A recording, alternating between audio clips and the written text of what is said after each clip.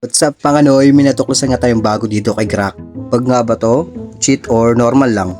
Kaya tara, umpisahan na natin ang pampabalagbag mga Noy. Dito ko muna sinubukan mga Noy. Na-airburn ko yung Layla kahit hindi naman tumama yung SS ko sa pader. Check nyo mga Noy, ganito lang yung ginawa ko.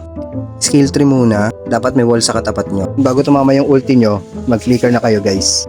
Boom! Ano sa tingin nyo mga Noy? Bag ba, cheat or normal lang? Check nyo mga Noy, ang layo ng pader para matrigger yung SS ni Grak. Sinubukan ko pa to sa ibang mapa guys. Tingnan natin. Dito naman tayo. SS, flicker. Diba na-airborne pa rin siya mga Noy.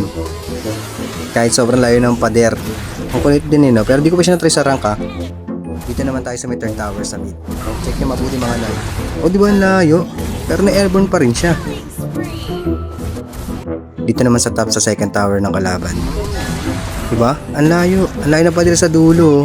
After nito mga Noy, pakita ko yung SS ng Grak pag tumatama sa pader. Ganyan yung effect niya, diba? As in dikit na dikit.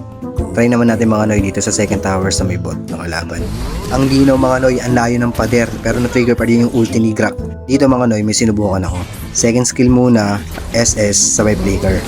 Ganun pa din. Ang layo ng pader mga Noy pero na-trigger pa din yung SS niya. Dito sa mid naman ng kalaban, ang linaw nito mga Noy, ang layo. Ang layo talaga dun sa may pader. Diba? Pero na-airborne pa din. Oh, ang layo Grabe ba? Isa pa mga Noy, try natin ulit.